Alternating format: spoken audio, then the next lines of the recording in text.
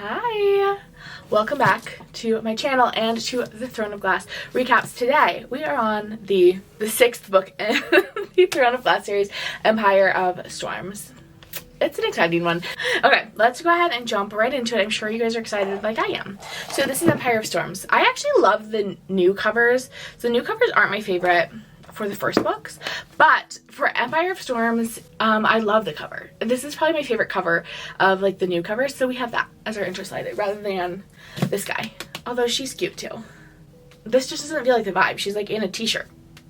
I don't know, I'm a fan of this. I like the little boat and the big sea. Spoilers, a warning, if this is your first video here, I will be spoiling everything up to and through Empire of Storms. I tend to go in chronological order through the book, so if you are kind of like following along, you should be mostly okay, although I make no promises. I might spoil things that happen later in the book, but if you are using this to refresh your brain before you go on to Tower of Dawn or Kingdom of Ash, no worries, I'm not going to spoil anything from future books, but I will spoil literally everything that has happened before this. Okay, obviously. Let's do a quick recap where everyone is. So, of course, we were at Tower of Dawn besties. We are going to not have Mr. Chaol and Ms. Nesryn this entire book. They're in their own book. We will check in with them. If you are doing the tandem read, which is, I actually love the tandem read. It's how I have read the book. That's how I read the book the first time through. This is the first time I'm actually reading Empire of Storm all by itself. Maybe you're still keeping in touch with Chaol, but for these videos, we're doing them as two separate things for the two separate books. Just because it's a little less for me to try to keep track of. But anyway, Chaol and Nesryn are headed to the southern continent for Tower of Dawn. We won't see them in person this book. We'll speak of them a little bit, but not too much. And remember, Chaol was paralyzed in the end of Queen of Shadows because he like fell out of the glass castle when Dorian exploded it, and also the king like kept shooting Chaol with his evil Valk magic, which was bad for him. And they're going to the southern continent, and Nesryn's going with Chaol as kind of like his buddy, but also she has connections to the southern continent through her family. She's like been there before. It's where her mother is buried, and so that's why she got sent along. And Chaol is also there to hopefully build an alliance with the southern continent, so Selena can utilize that when she is going to war, because like war and battles and stuff are starting momentarily. And that does leave me in a little bit of a pickle, because like what am I going to do if I'm not being Chaol's PR person? What am I supposed to do with myself? But we'll have to figure it out. We'll figure it out together. Then most of the crew, so Rowan, Aelin, Evangeline, Lysandra, Adian, and Fleetfoot are in Terransen. They actually arrived in Terransen at the very, very end of Queen of Shadow. They arrived in Terransen. They freed magic in Rifthold, got a word key, and now they're home to prepare for war with the Belg. And so now is like time for like military strategy, that sort of stuff. And then that left Mr. Dorian in Rifthold all by himself. He's kind of sad. He's the king now. He's the king of Ardelane.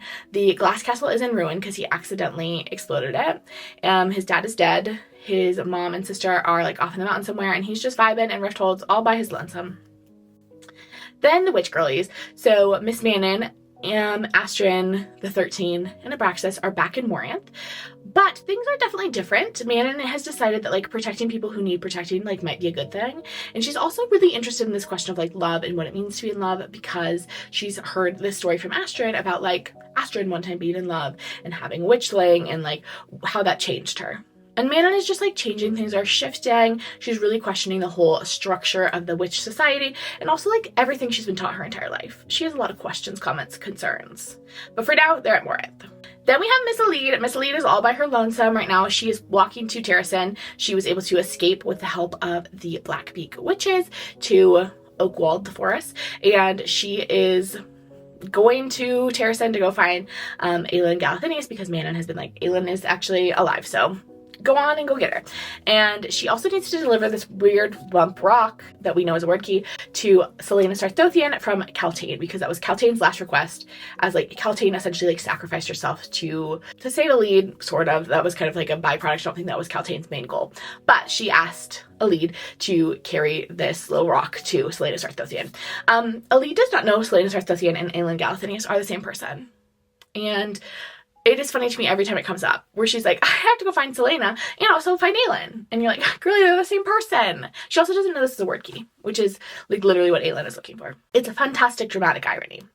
Here's a quick map. We will be coming back to the map a lot in this book because everyone is all over the place. Like, we are moving all over the continent. So this is Erilea. We'll start at the top. We've got the green circle. This is Terransen. This is where our Terransen crew is, although I don't think they're actually quite this far north. I think they're much further south. They've just kind of barely crossed the border into Terransen.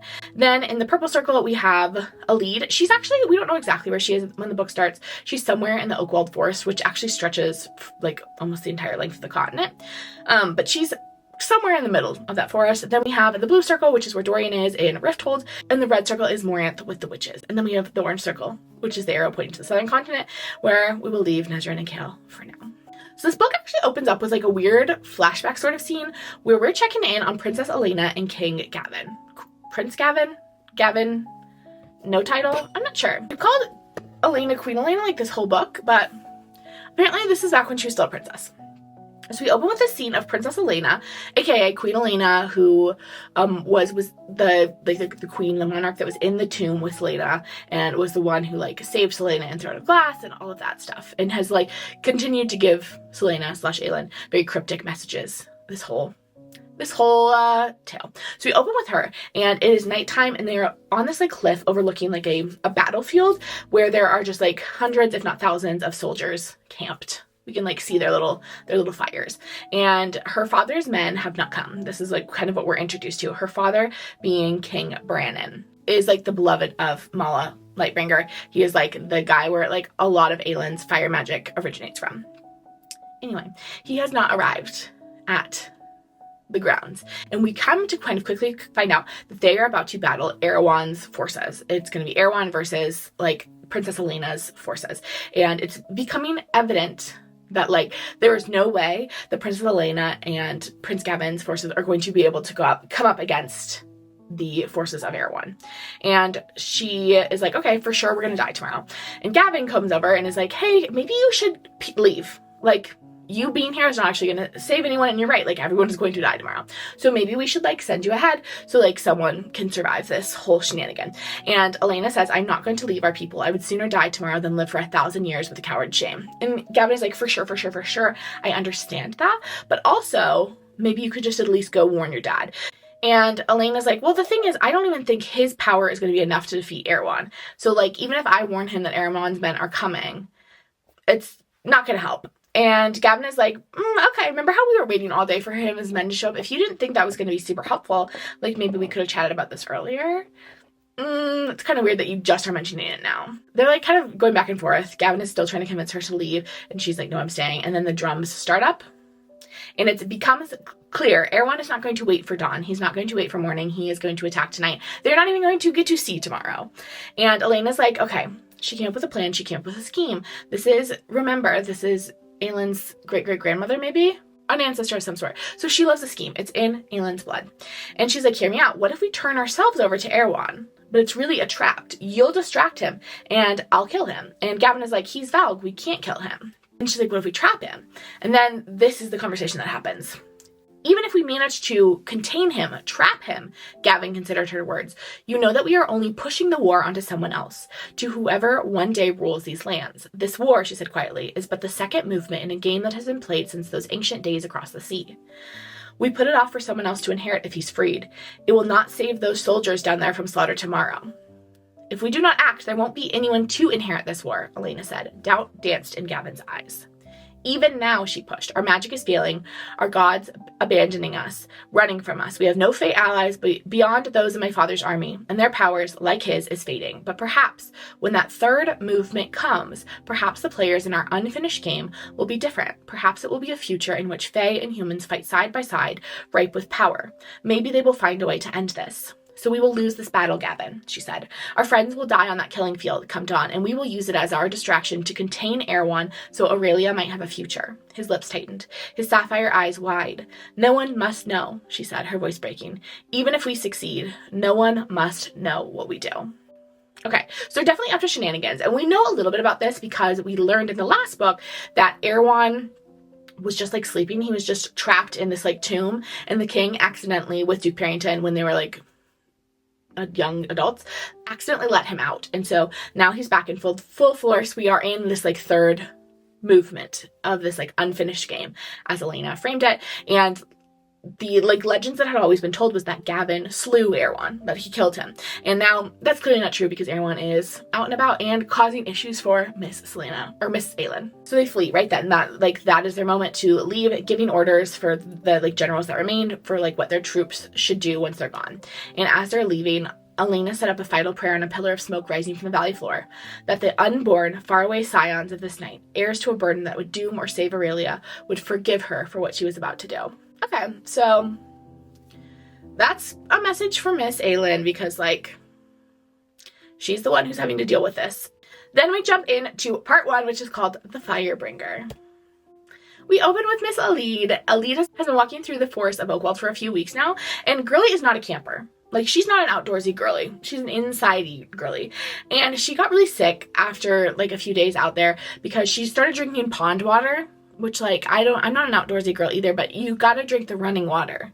Like, ponds are yucky, Elide. Like, use your little nog. Anyway, she was really thirsty. She drank some pond water. She got really sick. She's also out of snacks. Manon had, like, packed her backpack full of snacks, and she's eaten all the snacks. And this going is, like, really slow. It's really slow going. One, because if we recall, Elide has like an ankle that was broken when she was a child and didn't heal properly, so she has this like deformed ankle that makes her like limp, so she's slower in that regard. But also she's been avoiding any cities, any people essentially, because she knows her uncle is going to send men after her. They're going to be people looking for her.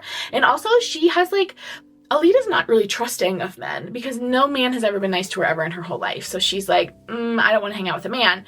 Like, honestly, if Elide was given the choice between a man and a bear, she would choose the bear every single time. And she is choosing the bear. She says, I'm going to go through the forest where the bears are instead of the cities where the men are. And while this is happening, that stone in her breast pocket thrummed and throbbed. In her fevered dreams, she could have sworn it whispered to her, sang lullabies in languages she did not think human tongues could utter. Okay, so also the word key is being like a little weirdo and making magic and making noise. So Elide doesn't have magic, really. She has like the tiniest, insiest little drop of witch blood, but it's not enough for her to like sense magic, because if she did have like magic powers, she would be like, whoa, this thing is magical. But instead she's just like, this thing kind of gives off some weird vibes, you know? Anyway, she's in the forest when she hears wyvern wings and she like hides. She's like, don't want to get caught. But it's just like two witches. They're flying low though, looking for something, and they're headed to the Farian Gap where the rest of the witches are housed. And she stays hidden for a while after they leave, but she gets the feeling that someone is still around watching her. And that's when we find out that the wyverns were looking for Lorcan. He apparently went to one of the witch encampments and he killed a couple of the witches and tortured others for information about what they were up to. Lorcan, if we recall, he is one of Queen Maeve's sworn, like, blood-oathed cadre. And in Queen of Shadows, he was on the hunt for the word keys because he was hoping to get them before Maeve could get them and destroy them, because he knows that if Maeve has access to that level of power, it will destroy her. And so he's kind of gone on, like, a rogue mission to, like, help Maeve by doing something that she would not approve of. Okay, Maeve would not be happy with his current behaviors. So he knows something is happening with Moranth in connection to the word keys and things, and so he was just trying to interrogate them, ask some questions. And then he notices this small girl walking through the forest, and he realizes that she smells off. Like, it's human, but there's something that he can't put his finger on about her that smells weird. And so he decides to start following her through the forest. They don't actually see each other. I mean, Lorcan sees Elide. Elide does not see Lorcan. She just catches a Lorcan-shaped vibe. Meanwhile, the Terransen crew is still hiking through the forest. They've entered into Terransen and they are heading to one of like the border towns. They're not going like super deep, like I mentioned, into Terransen, and they are still avoiding the towns because although like Dorian as the king of Arlane has called off all of his men and like asked them to like made the like declaration to have them evacuate from Terransen, like they haven't all done it yet. Like this is a slow process. They're also not sure how many of Dorian's men will choose to follow Duke Parrington instead, because Duke Parrington, Erawan, is also like gathering troops and gathering an army, and like they have served Duke Parrington for a long time now, so they might choose him over Dorian. And as they've been traveling, the little folk have been escorting them through the forest. So little folk are these like little tiny like Tinkerbell-esque fairies, and they have been leaving them presents. On one of the first days, they left like a flower crown for Aelin, but she gave it to Evangeline because Evangeline's 12 and Aelin is an adult. And then the next day they gave them two, so Evangeline and Aelin could have matching little flower crowns. And they also made a little hawk for Rowan. They made him a hawk out of like twigs, and he loves it, and he keeps it in his little bag because he loves it. He thinks it's so cute. Meanwhile, while all this is happening, Adian and Aelin are prepping for a meeting. So they're planning to meet with some of the lords of Terransen to kind of just like get the lowdown of what's happening here, and to again start working on the strategy for the military. Aelin has a large sum of money because remember she killed Erawan and wrote herself into his will. She said, "I get all his stuff." That's what she said. That was her scheme, her plan. Then Aelin makes this little joke. She's like, "Adian, you really need a haircut. Like, our hairs are almost the same length. We almost have like the same hairstyle at this point." And Adian is like, "Okay, so what?" And Aelin is like, "Okay, well, if you're gonna really lean into this like matching thing, we should get matching outfits." And that really inspired me to make this artistic rendering of Adian and Aelin in the matching little bunny outfits. I think that's what they should do. Aelin is really coming to terms with, she understands like the financial costs, and they have enough money where they can make a small army. Is it going to be enough to like stand against Warren? Maybe not, but it's like a start. But she's really beginning to like really grapple with the like human cost that this war is going to pose. She knows that this is going to cost many human lives, and fae lives, and just like people will die. And people have already died, like, in pursuit of this, and she knows it's necessary in order to, like, free her people and to create, like, a better world for everyone, but that is still something that is sitting very heavy on her, something that she's taking very seriously, and it's one of the things I really appreciate about this, because I feel like oftentimes in fantasy novels, they don't spend a lot of time thinking about the fact that, like, lives being lost are, like, still lives, even if they're, like, not characters that we know. They're, like, still people. Like, they're characters in someone else's story. So I really like that we spend some time focusing on this. Adian is, meanwhile, like, just mostly very worried about this meeting with the lords. He has been in contact with them for a while now, because in his role as general in the King's Army, he spent a lot of time up north, and so he spent a lot of time talking with them. He knows them fairly well, and he wants to make sure that Aelin will make a good first impression on these guys, because they're like really important. And things are just generally very tense because Aelin's kind of like joking around about it, and Adian is like, "No, this is very serious. Like, they probably won't love ya because you worked for the king for a long time. So like maybe we could like tone down the jokey jokes." Things are just generally like tense for everybody. And so they're preparing for this meeting with the lords. It is kind of a rainy day. Secured the area. Rowan is in hawk form, being like a lookout. Lysandra is in probably snow leopard form, patrolling. Adian and Aelin are together, and then they put, this is hilarious to me, we just get this like briefly described, but obviously they have Evangeline and Fleetfoot, and they don't want anything to happen to them, and so Aelin like builds them a little fire fort. Like, she builds them like a little house for them to hang out in that's made out of her fire. It's like not hot, so it won't like cook them alive, but no one can get in and get to them. Adorable. Anyway, so there's no sign of the lords. Things are running a little behind. They're not too stressed, but then Rowan shows up with a messenger, and it's a message from the lords, and they say, a particular Lord Darrow, where that's the lord that they're writing to me, is Lord Darrow, and he says, "Oh, it's raining, so I'm not actually going to come out here because it's raining, so you have to come to me." They are waiting in a tavern 4 miles away, and as he like relays this, he realizes who Aelin is, like, kind of halfway through, and like immediately bows, because remember, like, she's the queen of Terransen. She's the queen finally come home to Terransen after a decade they've been without royalty, and now she's like walking around, and so he's like, whoa, he's like a little startled by this. And Rowan responds to this and is like, "Oh my gosh, that's fine, I guess we can meet in the tavern, but we're gonna have to do a security check there. It's going to take us a while, because I'm not just gonna bring my queen into this like rando tavern without like making sure it's safe and secure." And the messenger is like, yeah, they're like aware of that, they know, like, obviously try to move as fast as you can because Darrow isn't super patient, but they like understand that it might like take you a second to get there. Let's cut to the witches. So last we heard from the witches, they had just exploded, well, they hadn't, but Kaltain had just exploded about a third of Moranth, and Grandmother Blackbeak was on her way, and Grandmother Blackbeak is here now. And the moment Manon sees Grandmother, the only thing she can think of is everything that Grandmother did to Astrid, and it's kind of making Manon a little cranky, as it should, because Astrid, little reminder, so Astrid had a witchling with like a random human man that she had fallen in love with, a hunter, and Grandmother, witchlings are very sacred in the witch world because it is hard for the witches to get pregnant. And so Grandmother had like kept her safe throughout her pregnancy, kept her hidden from Manon. Manon didn't know any of this was happening, and when Astrid had the witch, it was a stillborn, and Grandmother like punished Astrid for like this, even though it was not Astrid's fault, and to the point where Astrid like almost died. Ooh. Anyway, grandmother is a vile creature. Anyway, so Manon is just thinking about pondering that as grandmother arrives. And grandmother comes up to Manon and is like, who the heck exploded this place? Like, what the heck is going on here, wing leader? Like, half of this place has exploded. What are you doing? And Manon is like, I don't know who did that. And grandmother's like, that it's so convenient that the yellow legs were exploded, that this took out the yellow legs in particular just days after you were complaining about the breeding program. And Manon is like, again, IDK. Anyway, they get pulled into this meeting and they go up to Duke Parrington's office, but the Duke isn't there. It's like grandmother, Uncle Vernon, and Manon, and she's like, where is the Duke? Who the heck are you? To this guy. There's like this new guy there. And Manon is like, I don't recognize you. And Erawan is like, you don't know who I am. And Manon like quickly catches on that this is Duke Parrington or Erawan. So Erawan has now at this point shed the skin of Duke Parrington. And he's like, he's not a devil in a suit, okay? I made this choice back in Crown of Midnight or Throne of Glass that Erawan was going to be portrayed by a devil in a suit because I do think it matches his vibe. Does it match his physical description? No. But I do think it encapsulates his vibe. And so anyway, he's chosen to live out his truest vibey life.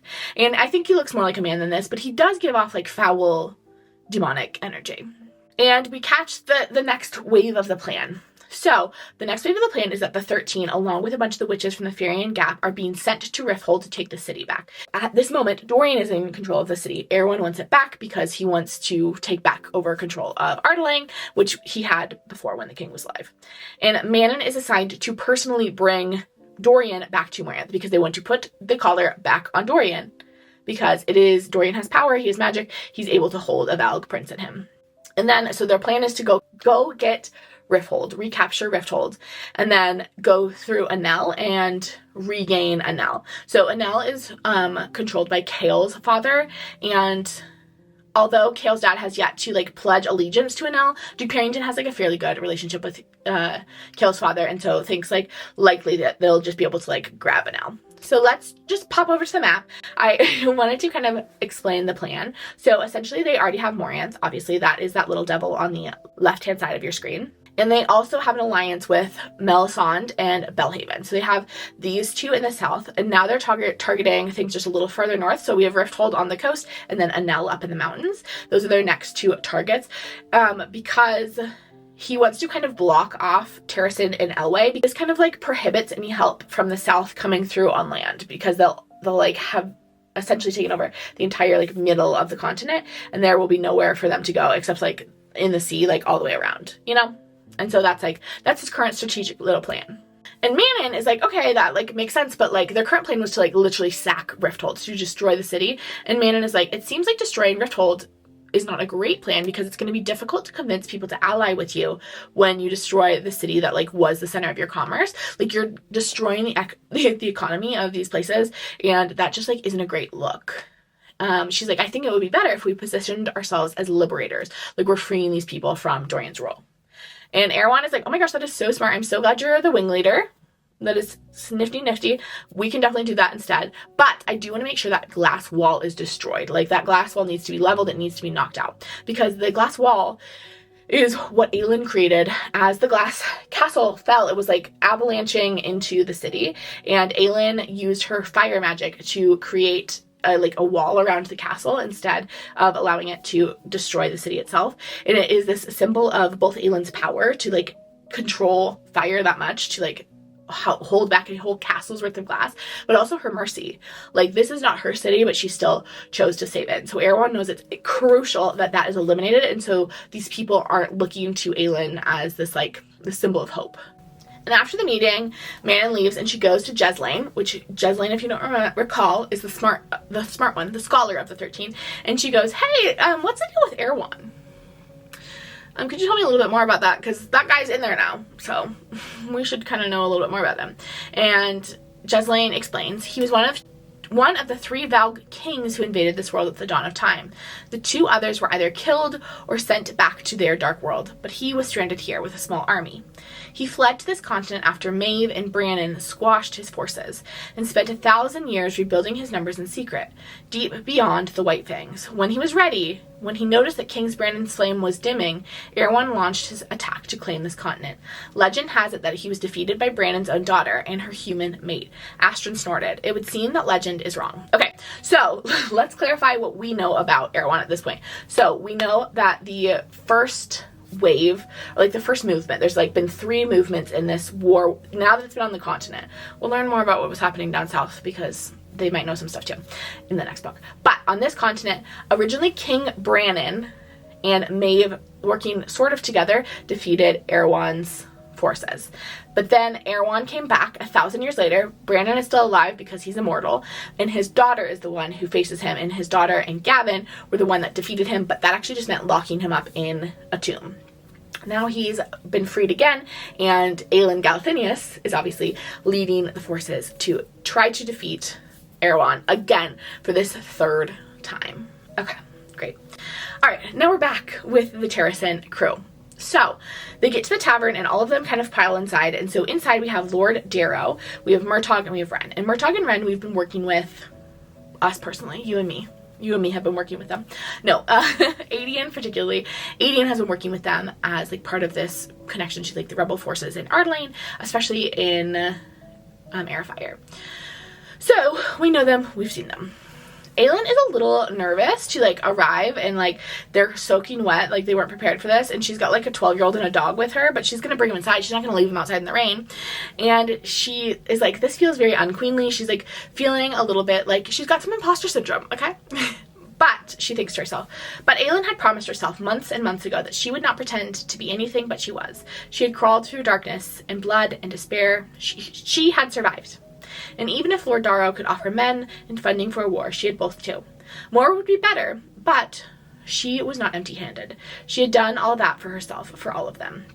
And Lord Darrow stands up as they walk in, and immediately gives off the most terrible, heinous vibes. Because this is how he bows to Aelin. He goes, like, just like the barest duck of his head. And Aelin turns to him and says, a bit lower. Like, bow for me more. I'm the queen. Like, show some respect, please. And he doesn't.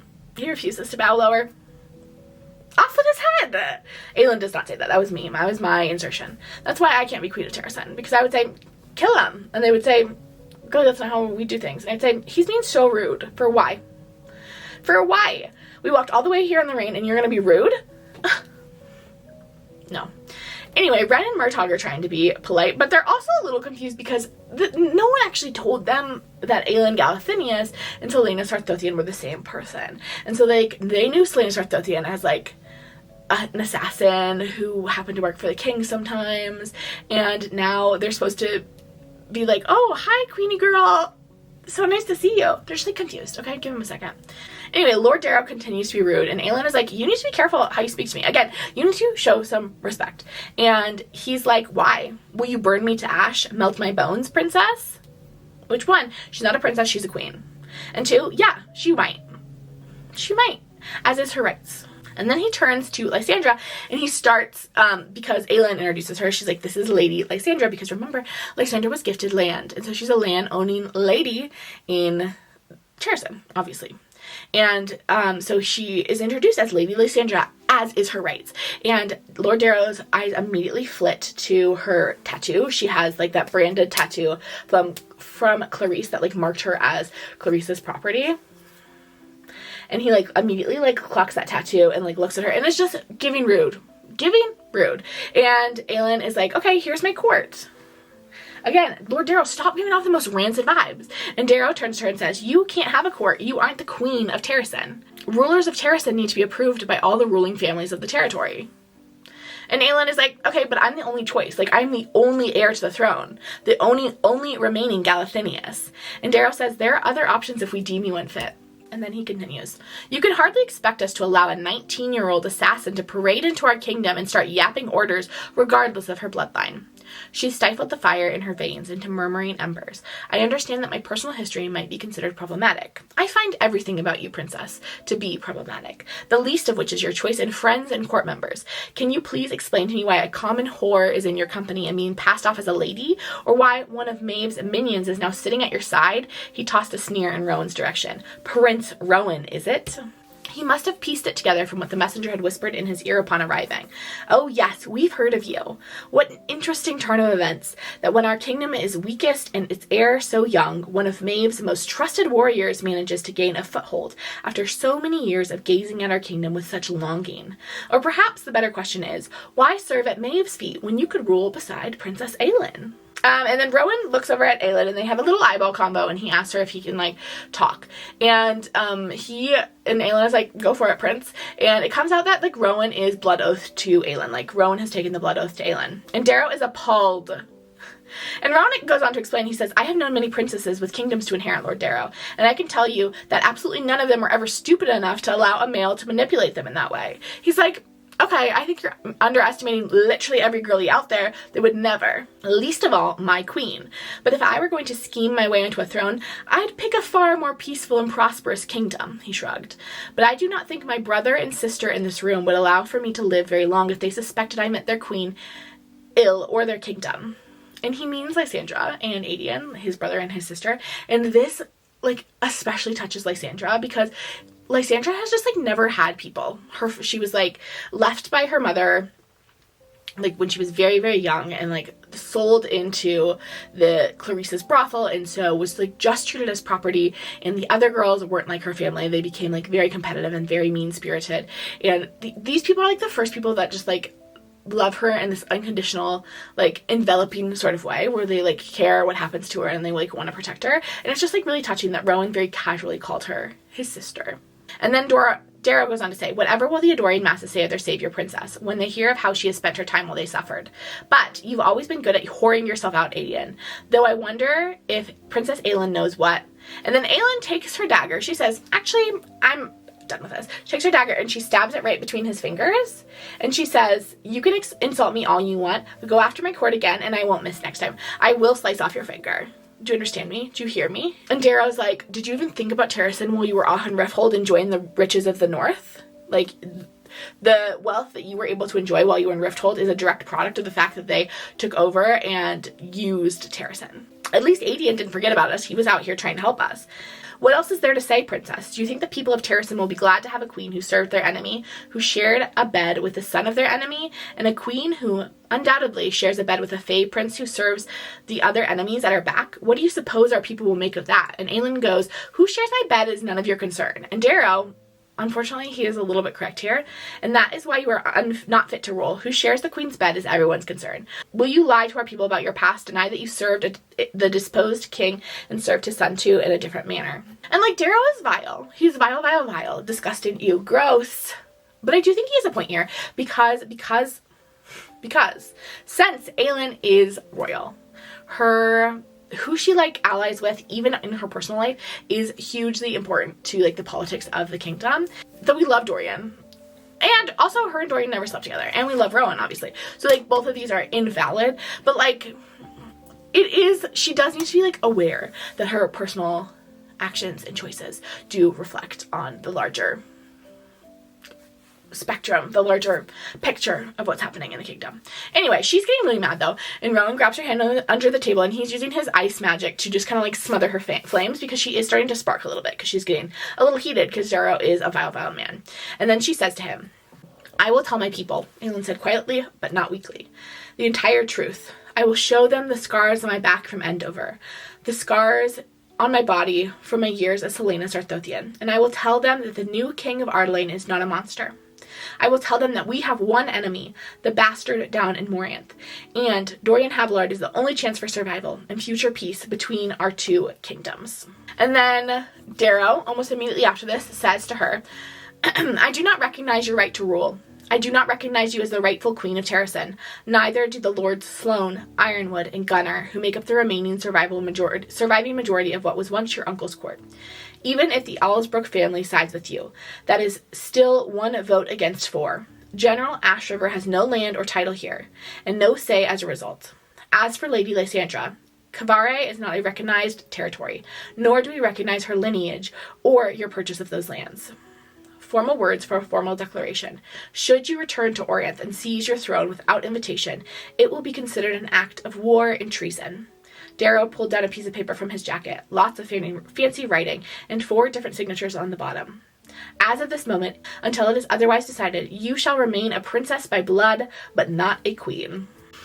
And Aelin is like, oh my gosh, I can't believe you're playing with this like political back and forth when the actual end of the world is waiting down south. And this is what you've chosen to be worried about?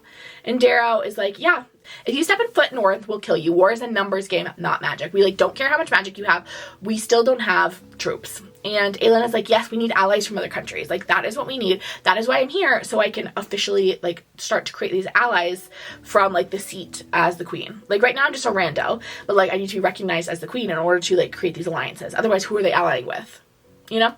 And Darrow says, okay, go make yourself useful and marry someone. That's what like princesses are good for. Princesses are good for marrying off to make alliances. And Aelin is like so upset by this, and she can't even look at Rowan while this is happening, because honestly, like if that was her only choice, if the only thing she could do to save her people, to help her people, to create these alliances that her kingdom needs was to marry someone, she would do it. And she thinks to herself, perhaps the gods did hate her. Perhaps this was her test, to escape one form of enslavement only to walk into another. Perhaps this was the punishment for those years spent in Rifthold's riches. And Darrow says, anyway, if you come back with some allies, maybe we can have a conversation again about reinstating you as queen. But for now, get the hecky out of town. Actually, he just says, don't go to Orinth. He doesn't say get the hecky out of town. And then Aelin cuts the lights. She blows out every fire in that place because Girly Pop has fire magic, don't forget. And so it's dark in there, and she says, I suggest, Lord Darrow, that you become accustomed to this, for if we lose this war, darkness will reign forever. There was a scratch and a hiss, and then a match sputtered as it lit a candle on the table. Darrow's wrinkled, hateful face flickered into view. Men can make their own light, heir of Brannon. And then Aelin turns to Ren. She's like, I literally can't even talk to this stupid man anymore. I'm going to talk to Ren, a nice boy. And is like, hey, no matter how you vote, you've earned a spot on my court for all you've done to help Adian and Nehemia. And at the name Nehemia, Darrow says, what a waste of a life that was, Darrow spat. A princess actually dedicated to her people, who fought until her last breath for, and then Rowan like literally, I don't remember if he grabs him or just is like, I'm going to literally murder you. Like, there's lines, and we don't talk about Aelin's beloved dead like that. If you start talking crap about Nehemia or start talking crap about Sam Cortland, Rowan's gonna lights out you. He's gonna punch you in the face. Sorry, end of story. And then they like are getting ready to leave when the messenger runs back into the room and is like, the Iron Teeth witches are flying for Rifthold and they mean to sack the city. Just a little update. And so they go outside and there's like, well, there's nothing we can do. Like there's no way for us to get back to Rifthold in time to beat the Iron Teeth witches. But also if the Iron Teeth control our lane, it really creates a wall that blocks Terransen off from allies south. And Adian is like, Dorian must be saved at all costs. Like if they take Rifthold, they're gonna take Dorian and they're gonna put him back in the word collar, and that is like dangerous for everyone because of his magic, but also just like a real bummer because he just got out of that and he had a bad time in it. And he turns to Rowan and he passes Rowan 2 vials of poison. And because Rowan can get there in time, because Rowan's a little, in his little hawk bird form, he can just zip right over there. And at this, Aelin starts to like go weak in the knees at the thought of sending Rowan into this bloodbath alone. And also just the fact that they're sending poison, because Adian is like, do not let them capture you, Rowan. Like, if it comes down to it, like, drink this poison rather than get taken by the Iron Teeth, you and Dorian both. And Aelin is just like devastated. It's just like, this is heartbreaking that after all this they're being separated. And then Rowan, you know, Rowan is like very stoic. He's in like soldier mode and he's like, okay, I'm gonna go get Dorian and then where should I meet you guys? And Adian is like, well, up north. Like, we're gonna continue north, we're gonna head to Orinth. And Aelin is like, no, we listened to Darrow's orders, we're not going to Orinth, we're gonna go to Skull's Bay for allies. Tell Ren to prepare troops in the north. Okay, so here's the plan. So the Green Star is where they're at, like just inside the border of Terransen. The Wyvern is where the Iron Teeth are in Moranth. We've got Dorian in Rifthold. This is Rowan. He's gonna get on a boat. After he picks up Dorian in Rifthold, they're gonna meet them down in the blue circle in Skull's Bay. That's the Haps. Let's do a quick refresher before we get anywhere over what happened when we were in Skull's Bay, because we've been in Skull's Bay before in Assassin's Blade. So in Assassin's Blade, we went to Skull's Bay. It was the very first story in Assassin's Blade. Selena and Sam went to Skull's Bay to like do some business deal for Erawan. They get to Skull's Bay and they find out that Erawan is essentially trading slaves. That's why they were sent down to Skull's Bay to like pass along some agreements to Captain Rolf. This is Captain Rolf, played by Captain Hook. in our portrayal. Sorry, not sorry, that's how I saw him in my nog. How I will present him to you. So, Selene and Sam find out that there are 2 shipfuls of enslaved people in the harbor of Skulls Bay. And they said, you know what, slavery is not cool with us. We're hip and cool 17-year-olds who don't like slavery. And so the 2 of them explode one of the towers that hold this chain called the Shipbreaker. It's this big chain that crosses the harbor that prevents any ships going in or out without the chain being lowered, because it will literally just like rip through the wood. So they explode one so the chain can has nothing to hold on to on that side, so the slaves can get out. So they cause major destruction in Skulls Bay, and Captain Rolfe said to Selena as they're fleeing the city after this all happens, if I see your face in Skulls Bay again, your life is forfeit. So her and Rolfe, tight, obviously, besties. So I'm glad this is where we're going for allies. We're going somewhere where Selena Sarsotian is public enemy number 1. So glad that's where we're going. Aelin's plan is to go to Rolfe and to ally with him and use his fleet of ships. Unfortunately, again, as I just mentioned, they did not part on the best of terms. That might be a little bit tricky. But Aelin knows that they can get forces down in the south, they can push Erawan from both directions. They can kind of sandwich him in. So if they can get forces from Skulls Bay and Elway in the south, and then they have forces in Terransen from the north, that then they're fighting on 2 fronts, which is never good. I think that's how World War I was lost. I don't remember. One of the world wars. And Aedian's I don't know if some pirates is going to be enough to convince Darrow to let you be queen. I know he said you needed some allies, but that doesn't seem sufficient. And Aelin is I literally don't care. My priority right now is not appeasing Darrow. I am not losing this war because that man likes to play at king. I'm going to do my best to win this war. That is my priority number 1. And then Aelin turns to Rowan and she looks at him and she says, come back to me. And then I cried in the book. I did cry. We are going to be keeping a cry count this book, and this is number 1. And so Lysandra wants to leave Evangeline with Murtagh because they're clearly headed into the throes of war. Originally, they thought that they were going to be able to get to Orinth and keep Evangeline safe in the castle, but alas, that is not happening. So she's going to leave Evangeline with Murtagh. She doesn't want to leave Lysandra. This journey so far has been kind of a fun, giggly time, and she also feels very safe with these people. So she doesn't want to be left with some random guy that she just met in a tavern. And so Aelin turns to Evangeline and she kneels down, so they're at eye level because of Aelin knows how to talk to children. And she says to Evangeline, you are a member of my court, so you answer to me. We are going to a dangerous place, and I need you to take care of Fleetfoot. And so Evangeline is crying, but she agrees to her and Fleetfoot will go with Murtagh, and Evangeline will take care of Fleetfoot. And Aelin kisses Fleetfoot on the forehead and then whispers to Evangeline, work your magic on these miserable old men while you're at it. She pulled away to wink at the girl. Win me back my kingdom, Evangeline. Okay, this is a baby sweet scheme because not only is Evangeline going to be safe, but Evangeline is a cutie patootie. And Aelin knows that Evangeline could maybe soften them to the idea of the Terransen Crew. And then Aelin turns to Murtagh and is I don't know you, but you have served my family well. And she slices her hand and makes a blood promise. She says, because of that loyalty, you will understand what blood promises mean to me when I say, if that girl, Evangeline, comes to harm, physical or otherwise, I do not care what laws exist, what rules I will break. If Evangeline is hurt, you will burn. All of you. And then she turns to Ren and she's okay, we're about to leave. I wish we had more time to explain, but I just need you to gather troops up north. And Ren is you're good at walking away from this kingdom. I don't see why now would be any different. Aiden gets really upset about this, but Aelin, I think, is more understanding. She understands that this man does not know her very well at all. They've had a 30-second interaction, and he knew her as this person who served the king. And so she's not upset at this, but she does turn to him and says, judge me if you'd like, but do not fail this kingdom. You can be mad at me, I just need you to do your job anyway. And Darrow lunges at her. He's trying to come after her, but Aelin sparks a flame and says, I promise you that no matter how far I go, no matter the cost, when you call for my aid, I will come. I promise you on my blood, on my family's name, that I will not turn my back on Terransen, as you have turned your back on me. I promise you, Darrow, that when that day comes, you crawl for my help, I will put my kingdom before my pride, and I will not kill you for this. I think the true punishment will be seeing me on the throne for the rest of your miserable life. And Darrow's where the heck are you even going? And Aelin says, to call in old debts and promises, to raise an army of assassins and thieves and exiles and commoners, to finish what was started long, long ago. And so then they're on their way out, and as they are on their way out, they notice like another little thing that the little folk have built. And Aelin kind of catches on that earlier that day they had actually gotten a little like wyvern constructed of like twigs and things, and the little folk had been sending her a message with that. And now the thing that is sitting there is Brannon's temple. There's this like exact replica of this temple of Brannon with a like stag there, and Aelin is like, that's where we must go. Like, this is a message through the little folk from Brannon. Like, we have to go there. And she spies the white stag watching them from the trees, and he has like, the white stag is the symbol of Terransen, is coming to bid her farewell.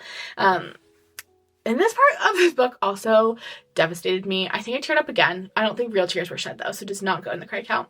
But Aelin has spent like her whole life working to get back home to Terransen, and she's been home for like maybe a week at this point. She has not even been able to go back to Orinth, like her home city. She's just in her home country, and she's immediately like in exile again. Like, she just had to like, she arrived in Terransen and immediately had to like turn around and leave. And it's just like, that's hard. It made me really sad. And so this white stag is the symbol though of Terransen, and the symbol of like hope that she will be back, she will return. To my BFF, Dorian. Dorian is bored and lonely. He's bored and lonely. He misses his bestie. He misses Blondie. And the castle is like pretty empty. Like, a lot of the people in the castle who like were magic users are gone, like from the Valg threats that have been happening over the past couple weeks, months. There's no one around to like teach him about his magic. He's been having these nightmares about being in the Wordstone Collar and about Sorsha, and he's just been like wandering around and like not really sure what to do with himself. And like, bestie Dorian, precious gem of a man, Dorian, I think maybe instead of just like wandering around being bored, you should be working on like building your court. Maybe doing some work to make sure that your people in Rifthold are recovering from that like Valg takeover that was happening, where we were killing like all the magic wielders. Also, we just eliminated slavery, and that is sure to do some like damage to the economy. Also, there's a bunch of people who were enslaved, and now what are they doing? Like, it seems like there's like a lot of work that could be done with like governing these people that live in your city. Also, like, you bestie friend, sweet baby angel, you know the Valg are coming. You know the Valg aren't going to be like, oh man, that's a bummer. Anyway, like, maybe we should be like trying to recoalesce some sort of military, so when the outcome we like are prepared. Maybe we shouldn't just be like moping around in corners. And that does seem like the priority number one for Dorian right now is corner moping. Anyway, he's distracted from his corner moping because he hears this very large boom, and so he heads out onto his little balcony, and the sky is filled with Iron Teeth witches. Wyverns with Iron Teeth witches on them are filling the whole sky, and he sounds the alarm. The guards already know, obviously, because they also looked outside when there was a big boom and realized there were a bunch of dragons in the air. And Dorian's like, nothing I can do but watch from this balcony. Like, Dorian's like, it's probably the best thing I can do right now is just stand up here and watch. This boy is so incompetent. He's the sweetest. I love Dorian. I do. But he is a little incompetent. Okay. And then he spies Manon, and he has the biggest crush on Manon. Every time he like sees Manon from afar, he's like, ah, look at that beautiful girl with that gorgeous sparkling moonlight hair. Anyway, Dorian doesn't have great range on his magic. He doesn't have like super good control over it, but as soon as any of the witches get close enough to the castle, he has been using his ice magic to kill them. And the first time he does it, he feels really bad about it, but then he's like, wait a second, these girlies are trying to destroy my city. And so he does get back to it, and he like gets over himself. But he is only doing that for like a second when behind him he hears this loud crunch, and one of the witches has busted through the wall on the other side. So it hasn't come through the balcony, but has come through the other side and is in his bedroom now. Hello! And Dorian tries to hit her with his magic, but he didn't do well at retrieving his magic. He didn't do it properly, and so he doesn't have any left. So as we've talked about with Aelin and Rowan, in order to like properly access the full depth of your magic, you have to kind of slowly go down to the bottom and pull up from the bottom. If you just like grab your magic fast, you're just going to be able to get the stuff on top. You're not going to be able to get the depth, and once you like scrape the top off, you can't get more. That's just how it works, okay? And so he's out of magic, and the witch like throws a dagger at him, and then her wyvern like swings around and whaps Dorian with his tail, and their tails have spikes on them, and the witches do paint the spikes with poison. So he just got snagged with a poison spike, and it immediately like paralyzes him, and he doesn't have like great control over his body. He's not like completely paralyzed, but like he's not doing well. But suddenly another wyvern pops through this little hole and chomps off the witch's head. Great. And Dorian starts crawling for the door. He's like, oh, this might be my chance. But then the rider takes her helmet off. And Dorian recognizes Manon. And Manon is like, get up. And she immediately looks at him and realizes he's been nicked with this wyvern venom, which is why he's like crawling around on the floor. But clearly his magic is very strong, because if the magic wasn't very strong, he would be dead. But instead he is just like paralyzed, and he seems like he'll be okay. And so he should be able to let this venom like pass through his system without like major consequence. And Dorian goes, hello, witchling.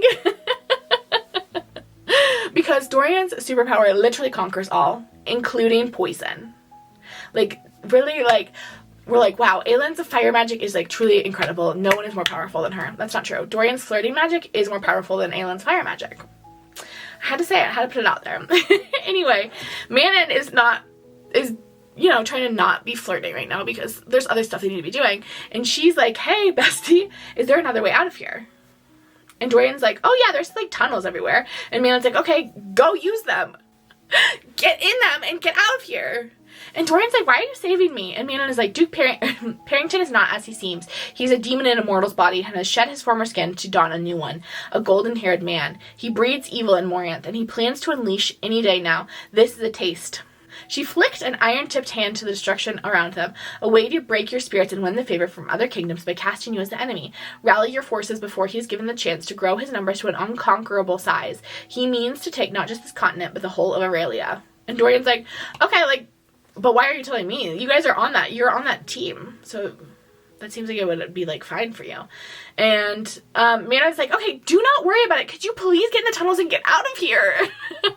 And Dorian's like, you killed a witch. I just saw you do it. And Manon is like, yeah, I know. I was there. You owe me a life debt. So prepare for that when I come to collect. But also, get out. And Dorian's like, you could join our team. You could fight on our side now if you want. And Manon is like, do you not know death when you see it? Like, sir, I could kill you any second now. We are on opposite sides of this war. I saved your booty, but I might not in 5 minutes. Could you please get in the tunnels and get the heck out of Dodge? And Dorian says, I have seen death and worse. The death that you offer is kind compared to that. And Manon is like, please, leave.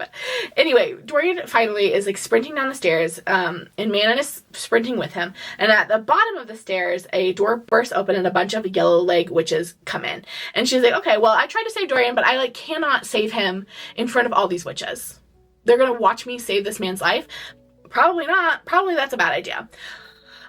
But then another door opens and all the air is sucked out of the room. All the witches are dead. Rowan's here and he immediately starts, after he's suffocated these yellow leg witches that were at the bottom of the stairs, he starts suffocating Manon, because him and Manon are not buds. One time Manon did shoot him in the shoulder.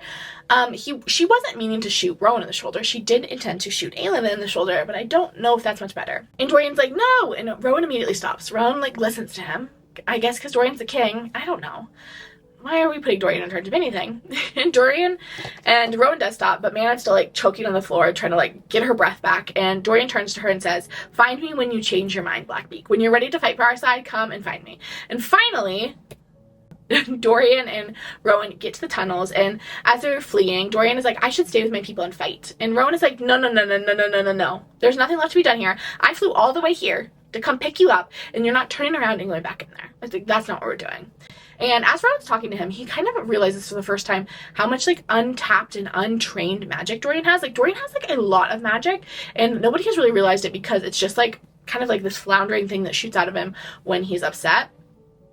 And Rowan is like, we probably need to deal with that. And Dorian turns to Rowan and says, you were going to kill her. Talking about Manon. And Rowan says, I was, but you said not to, so I stopped. And Dorian is like, I don't trust her. Okay, don't get confused, but I do think there's a small chance she joins our side. And it would make a big difference to have 13 witches. Like, 13 witches could be the difference between us being victorious and being defeated. And then the boys leave. Dorian is tucked into a little boat. There's like a blanket over the top. He's like tucked into a little boat as they flee the city. And Hawk Rowan is flying above him, pulling him on a little rope. Which is just the cutest image. I hope they have a nice time on their little outing. Field trip.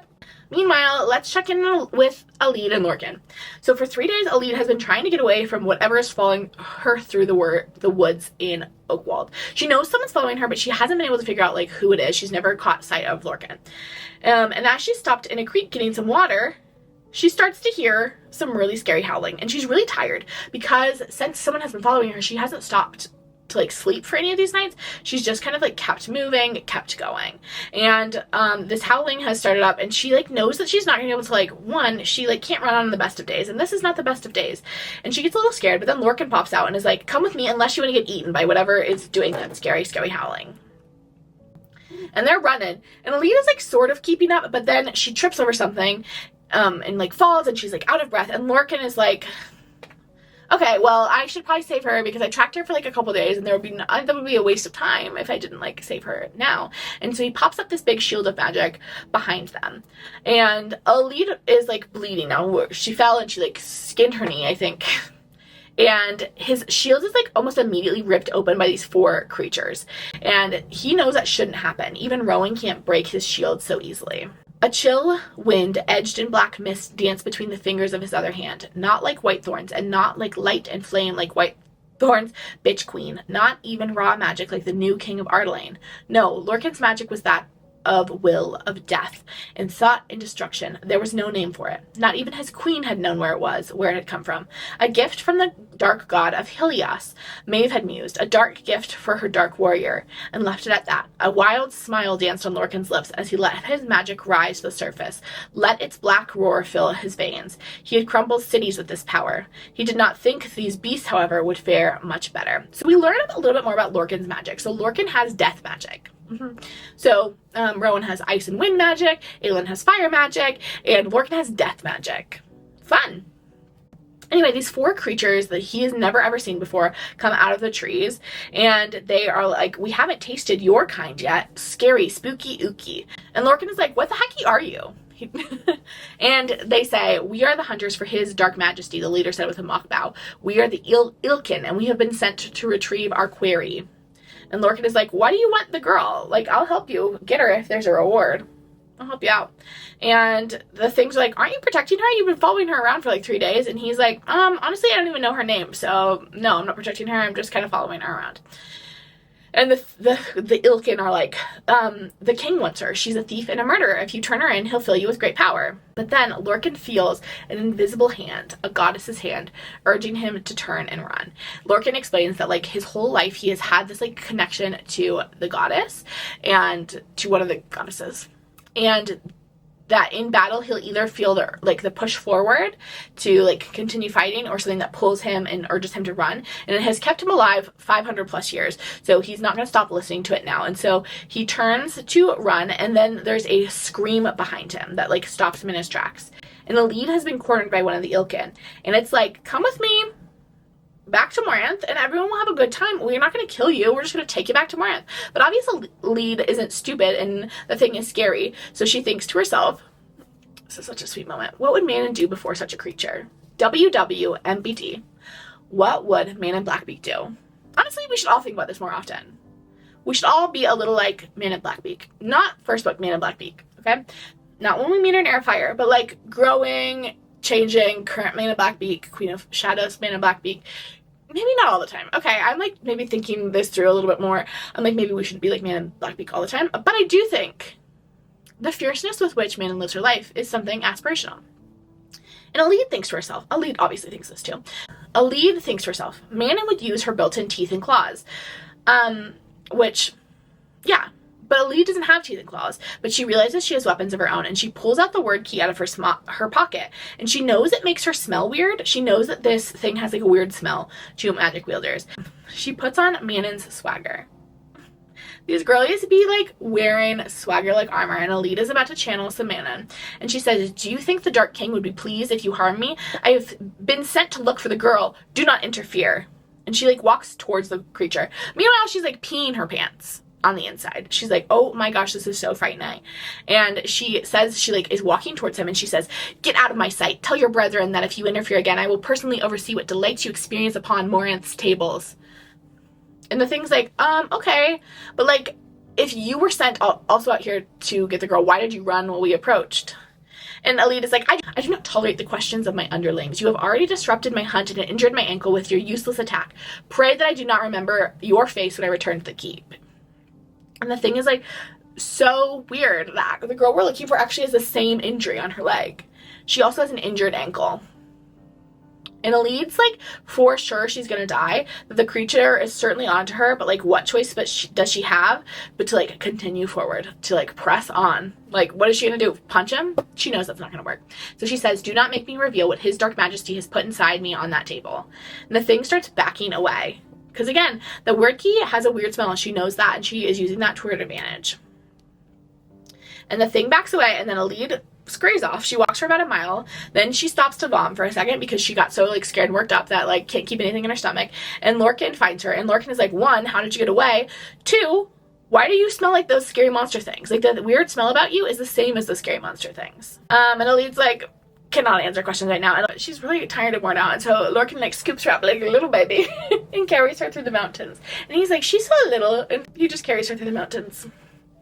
And Elide's like, where are we going? Lorcan is like, to the river. What is your name? And Elide gives the name Marion, which is her mom's name. And they sit down and chat for a minute. And Lorcan explains that he's from Wendelin and that he's Fae. And Elide's like, I'm escaping Moranth. And they have no use for me because of my leg. And so they like have... they're not going to be nice to me there. And she shows him the injured leg. And he asks her about Moranth. He's like, I actually need to go to Moranth, so it would be actually helpful if you like gave me the DL about that place. And Elide starts to tell him about like the witches and the armies and stuff. And Elide goes on to explain, I've been running for a week and I've only covered half the distance. I'm headed to Terransen. That's where I'm going. And Lorcan's like, Terransen is dumb and stupid and probably smells bad. You weren't even mentioning much. You probably will hate it there. It's really terrible. It's a bad time in Terransen. I personally hate Terransen. And... he's like, why would you even go there anyway? And Elide goes on, I owe a debt to a friend, someone who helped me get out of Moranth. She bade me to find someone named Selena Sarthothian. So that's my first task, learning who she is, where she is. Terransen seemed like a better place to start than Ardaline. And then I need to find Aelin Galathinius, the queen of Terransen. And Lorcan's like, why? Because obviously he knows Selena and Aelin are the same person. He's not going to tell her that yet. But like, he's had a lot of connections to Aelin and Selena, and he's a little sus of what she's at because they are like on opposite enemy sides. So like, maybe he shouldn't be helping Elide find Aelin. Elide goes on, I heard a rumor that she's raising an army to stop the one in Moranth. I plan to offer my services. And Lorcan asks again, why? And Elide says, because I am from Terransen, and I believed my queen dead, and now she's alive and fighting, so I will fight with her, so that no other girls will be taken from their homes and brought to Moranth and forgotten. And then Elide asks him, why do you want to go to Moranth? And Lorcan says, well, my mistress told me to go there and stop them from whatever they were doing. And Lorcan's like, we can travel together, like up the river. So we'll travel up river together towards the coast, and then we'll split up because I'm going to need to go south towards Moranth, and you need to go north towards Terransen. And Elide's like, why would you travel with me at all? And Lorcan's like, well, I actually, like, since I'm going to Moranth, I have a lot of questions. Like, as much information you can give me about Moranth as possible would be helpful. So you answer my questions, and in exchange, I'll protect you because you're just like a tiny little baby nugget. And Elide's like, you swear it? And Lorcan says, I promise I will not abandon you. And we know Lorcan is a man of his word, for the most part. I mean, you have to be careful because he will trick you with his promises. You know, you gotta word him carefully. But Lorcan's not gonna, like, just go back on his promises, typically. Elide is like, they're gonna be looking for me and for us. Now they know we're traveling together, but I have some sneaky, snacky little ideas that will probably keep us safe and hidden. Manon is back in Moranth, but before we go back to Moranth with Manon, we are gonna like recap what happened in Rifthold. So after she dealt with the Dorian situation, she barely did anything. She like wasn't helpful at all, and she just took Abraxas and went to the tallest tower in Rifthold, and she had Abraxas roar, and she claimed the victory was hers. She took credit for the victory. And then Iskra, the Yellow Legs heir, who was like, really did most of the work here, came up and was like, this was my victory. You were just here to oversee. And she then almost immediately clocks the wind shifts, and she smells Manon. And Manon has the scent of a witch killer. Because if you kill a witch, it like marks you for life as a witch killer. And there's like a particular odor that you give off that marks you with witch killer. And Iskra's like, who did you kill? And Manon lies and says that one of the Yellow Legs witches attacked her while Manon was trying to grab Dorian, and it was while she was distracted kind of fighting off this witch that Dorian was able to escape, and also then the Fae Prince came in and killed 4 others. And Iskra's like, okay, fine, you can claim this victory as yours, but you are a witch killer and a liar. Like, I do not trust you at all. That story doesn't add up to me. Bad news. So on their way home with Moranth, she's talking with Astrid and Sorrel, and Manon is like, I need you if things go badly here. If Iskra convinces them that I'm a witch killer, I need you to take the 13 and disappear. And Astrid is like, where would we go? And Manon says, I don't know or care, but when I am dead, the 13 will be targeted by anyone with a score to settle, and you get them out at all costs. They get back, and then Manon is immediately called into this room with all the matrons, so Blackbeaks, Blue Bloods, and Yellow Legs, all the matrons and the heirs. So we have Iskra and Petra. And it's the first time that Manon has actually seen Petra since Petra's wyvern died. And she knows kind of through the gossip of the witches that Petra didn't get out of bed for weeks after her wyvern died. And this was kind of like seen as very disgraceful because witches did not mourn, because witches did not love enough to allow that to break them. And so the fact that Petra was in bed, like, mourning the loss of her wyvern, who she loved dearly, is really seen as this, like, tremendous dishonor to the Blue Bloods. And so Petra has kind of been, like, pushed to the sides. But the Blue Bloods seem like the nicest of all the witches. So she's still the heir. But Manon immediately clocks this isn't like a little meeting over, like, what happened, a little kiki. This is a trial. This is a trial over the death of the Yellow Legs named Zelta, who is the witch that Manon killed. And Manon continues to say that same lie where she was attacked that Zelta attacked her while she was trying to grab Dorian, and so in self-defense she had to kill Zelta, but, like, literally no one believes her. And Petra steps forward and asks for permission to ask Manon a question. The matrons give Petra permission to speak, and Petra says, would you consider me your enemy or rival? And Manon says, I consider you an ally when the occasion demands it, but always a rival. And Petra says, and yet you saved me from sure death at the war games. Why? And Manon says, because Keely fought for you as she died. I would not allow her death to be wasted. I could offer a fellow warrior nothing less. At the sound of her dead wyvern's name, pain flickered across Petra's face. You remember her name. This did make me cry again. This did make me cry again. This did leave my eyeball once again when Petra... There's something about the fact that Petra's heart is, like, warmed by the fact that Manon recognized her wyvern's name. These wyverns are seen, like, really as, like, tools, as, like, weapons of these witches externally, but I mean, we have seen from Manon's relationship with Abraxas that they develop these, like, deep bonds with these creatures that they're with all of the time, and who they, like, enter into battle with, and who, like, protect them in these very treacherous situations. They're, like, incredibly close with them. And the fact that the reason that Manon saved Petra was to honor her wyvern's sacrifice, but also that not only she recognized that, like, objectively as, like, a warrior, but also to remember her wyvern's name. I just, like, it just, like, hit something in me, and it did make me cry. Petra goes on to say, the day that Iskra Yellowlegs nearly killed me and her bull slaughtered my mare, we have dealt with that, Iskra cut in, teeth flashing, and dismissed it as accidental. Petra held up her hand. I am not finished, Iskra Yellowlegs.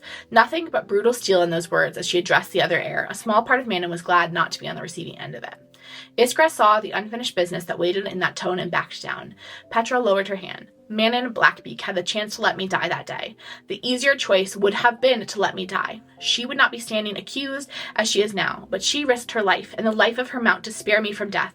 I do not comprehend why Manon Blackbeak would save me only to later turn on her Yellowleg sisters. You crowned her wing leader for her obedience, discipline, and brutality.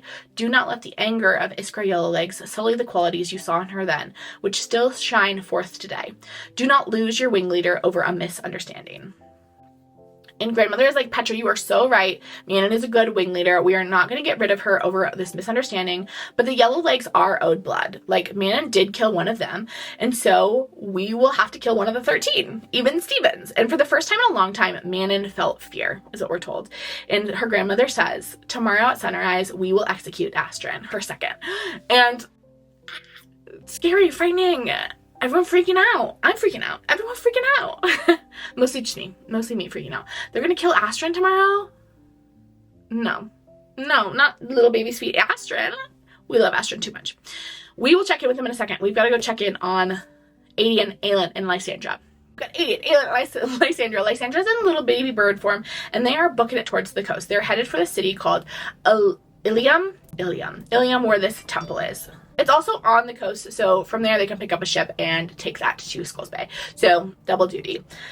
The country is clearly impoverished, and they're, like, really seeing this as they travel along the journey, that the over the past decade, it has really just, like, drained the economy of Terransen. And Aelin keeps leaving gold coins everywhere she can, just, like, she has come into a lot of wealth, and so she's trying to, like, do this, like, low-key dispersal but she starts to feel icky about that. Like, that starts to feel like she's almost like bribing the people of Terransen to like forgive her. It kind of feels that way, that she's bribing the people of Terransen to forgive her for the fact that she just kind of left them for 10 years. And so she stops. But they finally make it to Brandon's temple in Ilium, and it's still under Ardalin's control. And like the soldiers of Aelin haven't cleared out of this area. And Aelin is like very nervous because there's like a large group of Ardalin's soldiers here. But Aelin plans to take the city back. She's like, we're actually not going to hide from the soldiers. We are going to take the city back real quick. And Aelin says, I am not hiding in my own kingdom. And I am not going to leave without sending a reminder of who this land belongs to. And Aelin is like, is this a message to Darrow or to Ardalin? Like, which one are you sending a message to? And Aelin says, this is not about a message. This is about freeing my people who have been under Ardalanian control for too long. And Aelion's like, honestly, strategy-wise, this doesn't make a lot of sense. The soldiers will probably move back in as soon as we leave. Like, we're not going to be here to, like, set up infrastructure to make sure they don't just come back. So, like, we're going to do this, like, stand battle. We're going to leave town. They're going to be back tomorrow. And Aelin says, no, no, no. Symbols have power. Okay, and then we get a couple of really important little bits of history and information. So the first thing we get is this, we learn about these people called the Mysians. So this temple is a Brandon's temple, but it was also a temple that was particularly connected to this group called the Mysians. And the Mysians had once ruled Ilium, not as nobility, but as crime lords. So this coastal city, was one of their hubs. And during some long ago war, their lethal fleet had been so crucial in winning that they had been turned legitimate by whatever king ruled at the time, until they had been exiled centuries later for their refusal to come to Terransen's aid in another war. The Mysians abandoned Terransen so they would not die in a war they did not believe in. You think liberating Ilium will summon them again? They're long gone, Aelin. They're sea dragons with them. Only when the last of the dragons had died, heartsick to be banished from Terransen's waters, had the Mysians truly been lost, and only when the sea dragons returned would the Mysians too come home, or so the ancient prophecies claimed. Okay, so this will become important. 100 years ago, which would probably place this at Elena and Gavin's war, they refused to come to Terransen's aid during that, and were then exiled, and they were kind of scattered and lost. And now they don't exist anymore, and so Aelin is like, are you trying to call them? They don't exist. For sure, Aelin. And then we get another piece of lore dropped, a little nugget of information that I want you to store in your little nog. You would be the undisputed queen if you got the king's flame to bloom again. They say the king's flame bloomed once during Orlan's reign, Aelin mused. Just one blossom found in Oakwald. She still remembered that small orange-red flower, so simple in its make, but so vibrant it had always snatched her breath away. It had bloomed in fields across mountains through the kingdom the day Brannon set foot on this continent, and for centuries afterwards, if ever a solitary blossom was found, the current sovereign was deemed blessed, the kingdom truly at peace. Okay, so there's this orange-red flower that sprouts up whenever a God's blessed ruler is in charge of Terransen. And so because right now Aelin doesn't have access to the throne, Aelin is like, if the king's flame were to start blooming, you would obviously be declared queen, because this would be a symbol from the gods that you are intended to be queen. Then we turn to the segment I like to call Two Boys in a Bow. And whenever I say two boys in a bow, I feel in my heart of hearts that Dorian would then come in with they might kiss, and Rowan would just immediately shut it down and be like, no thank you. Anyway, these boys are on a boat. They're on the coast. They're coming up. They're going to Skulls Bay to meet with Aelin and Adia. And Rowan is talking with Dorian. He says, you need to eat. You used up all of your power when you were fighting off the witches back in Rifthold. So you need to get your power back up that you depleted. Didn't Aelin tell you how that worked? And Dorian's like, Aelin didn't have really a lot of chance to teach me about magic, because she didn't know I had magic powers when she left, and then when she came back I had a word collar on, so we didn't have a lot of chit chat time. And then Dorian gets distracted in his little brain, and he starts thinking about Manon and how pretty her hair looks. I'm not joking, yo. I wouldn't have put this in if it was a lie. He and Dorian are having a deep conversation about magic and how it works, and he's like, Manon's hair does look like moonlight. She's so pretty. Trust this boy to fall in love with every single pretty girl he comes across with in this series. Girly, I mean Dorian. Dorian falls in love hard and fast. Okay, and he is a little bit in love with Manon. Manon likes Dorian. She seems to have a fondness for him. She keeps rescuing him, but she is not thinking about Dorian very often. She's busy. Not Dorian, though. He has time to think about Manon. Anyway, back to their conversation. Rowan is like, yeah, if you aren't careful, your magic will consume you. It's like a living thing to some extent. And Dorian is like, well, I didn't have enough magic to save her, meaning Sorsha. And Rowan gives a little bit of vulnerability too in response to this. And he says, I lost my mate once. I know what it is like to fail to save someone you love.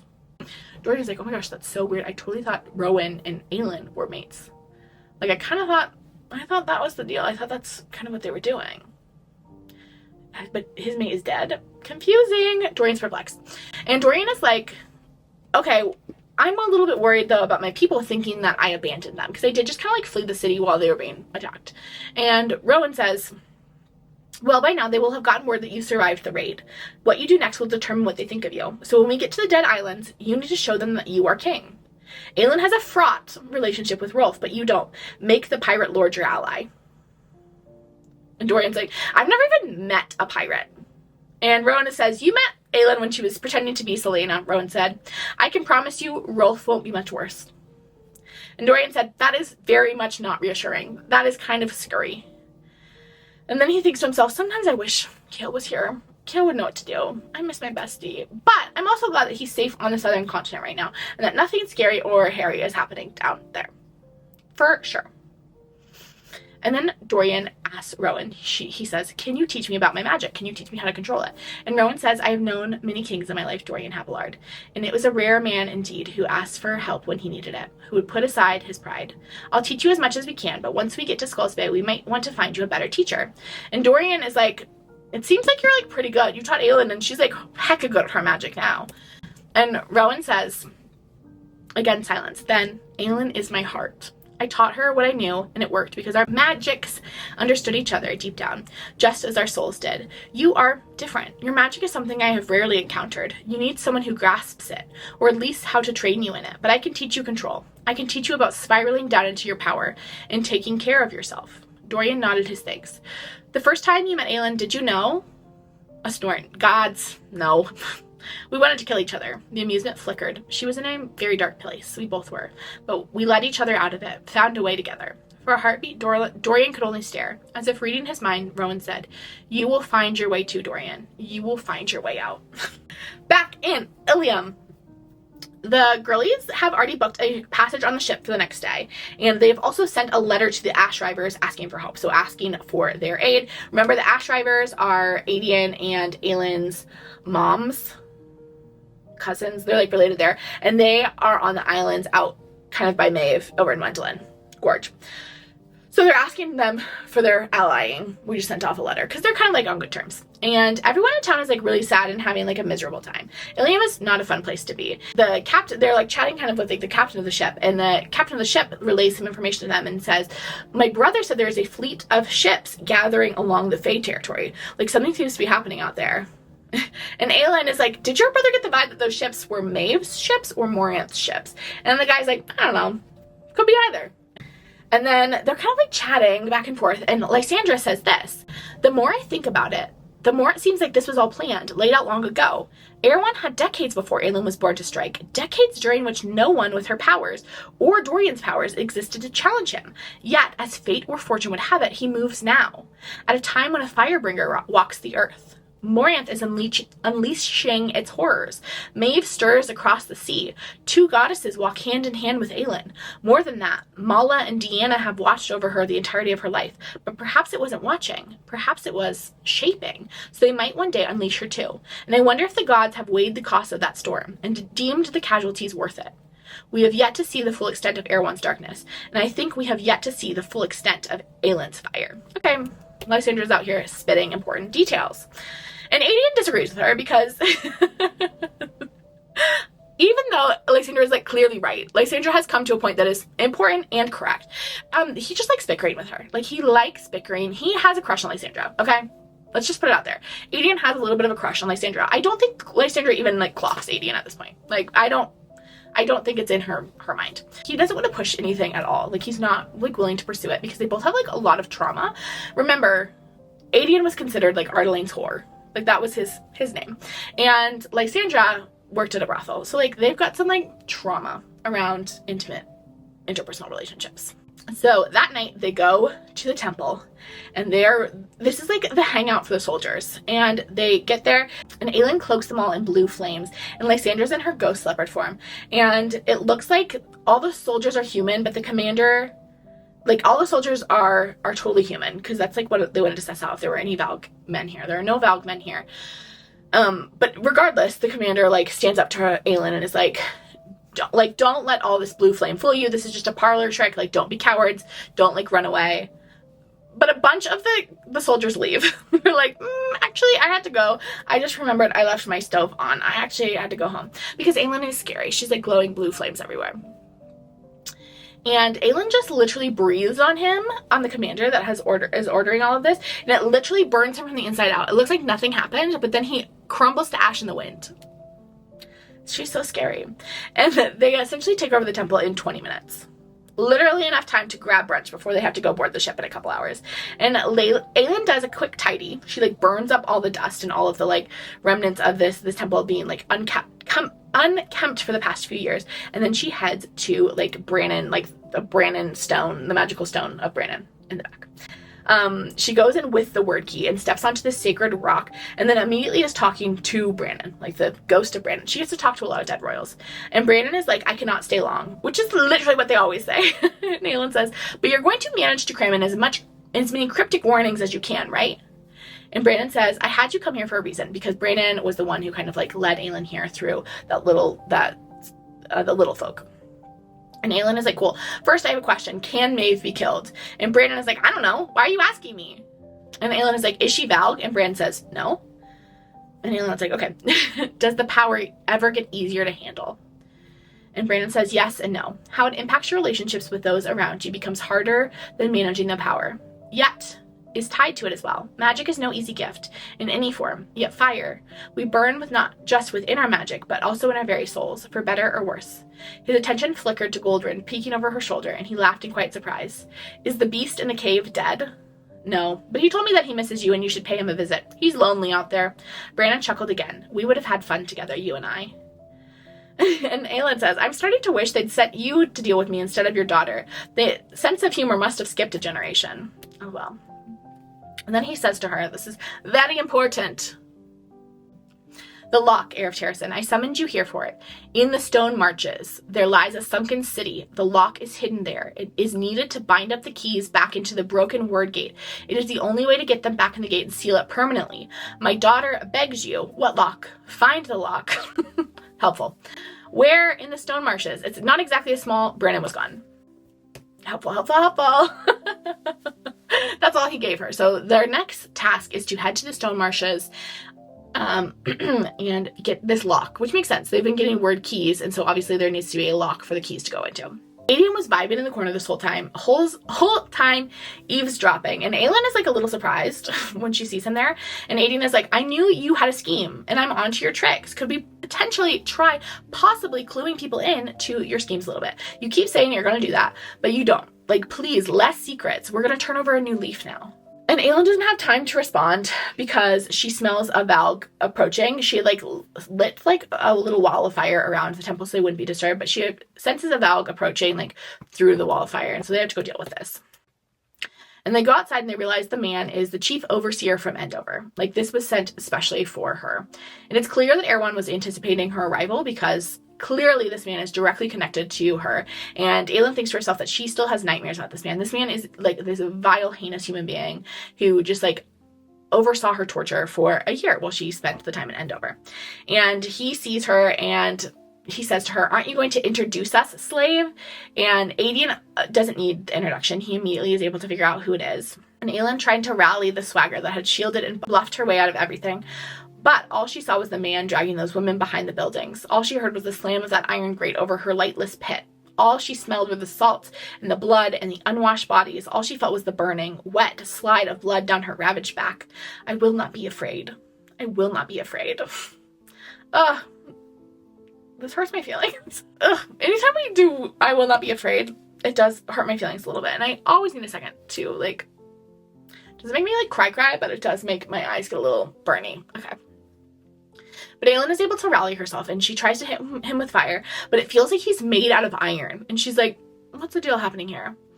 And the overseer then says, or the man who's wearing the overseer's skin, essentially, what are collars and rings compared to a solid heart, a heart of iron and wardstone to replace a coward's heart beating within? Why, she breathed. I was planted here to demonstrate what is waiting for you should you and your court visit Morinth.